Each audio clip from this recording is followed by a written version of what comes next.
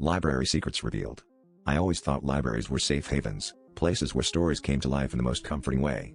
But last Friday, as I wandered through the dusty aisles of the Old Town Library, I stumbled upon a book that changed everything I believed.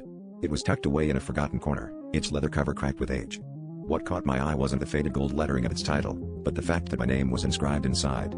My full name, written in a script that mirrored my own handwriting. That was the first warning, but curiosity got the better of me.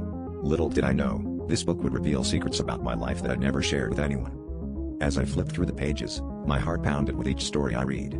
They were all about me, events from my childhood, teenage years, and even moments from last week. Every single tale was disturbingly accurate, down to the smallest detail. My first birthday party, the time I broke my arm playing soccer, and even my recent breakup, all chronicled in eerie precision. But the strangest part was the inclusion of events that never happened, or so I thought. There were accounts of places I'd never been, people I'd never met, and choices I never made. Yet, as I read, I felt an unshakable sense of familiarity with these alternate realities. The air grew colder around me as I reached the final chapters.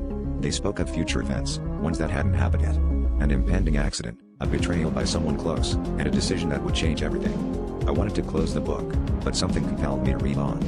It was as if the book was binding me to its stories, weaving its narrative into the fabric of my own life.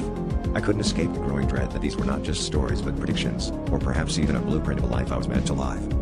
With trembling hands, I turned to the last page.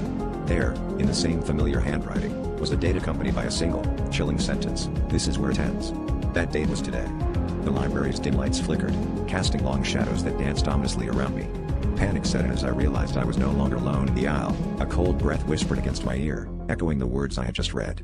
I dropped the book and ran, but I knew deep down that the story was far from over. The book had found its way into my life, and now, I feared it would dictate my end.